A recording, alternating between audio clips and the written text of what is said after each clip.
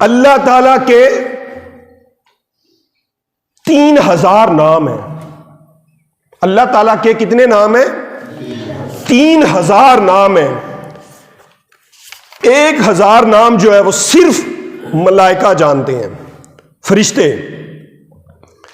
1000 نام جو ہے وہ انبیاء کرام جانتے ہیں. 3000 نام ہیں، ان میں سے 1000 نام جو ہے وہ صرف فرشتے جانتے ہیں، اور 1000 نام جو ہے وہ صرف انبیاء جانتے ہیں.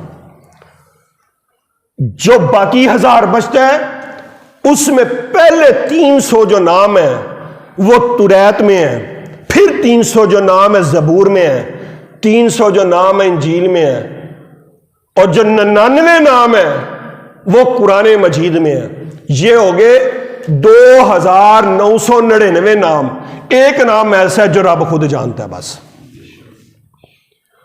اب یہ 3000 ناموں میں جو سب سے پائے کے نام ہیں ان میں سے ایک لفظ اللہ ہے، ایک نام لفظ رحمان ہے، اور ایک نام جو ہے لفظ رحیم ہے.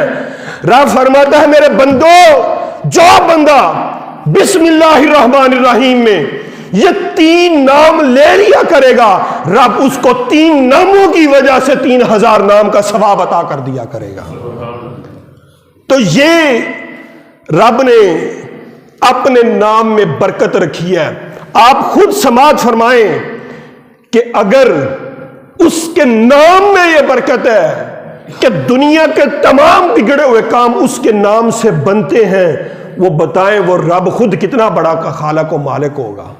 اس کے نام میں یہ برکت ہے، نام میں یہ برکت ہے. رب کا تو بات ہی بات ہے نا.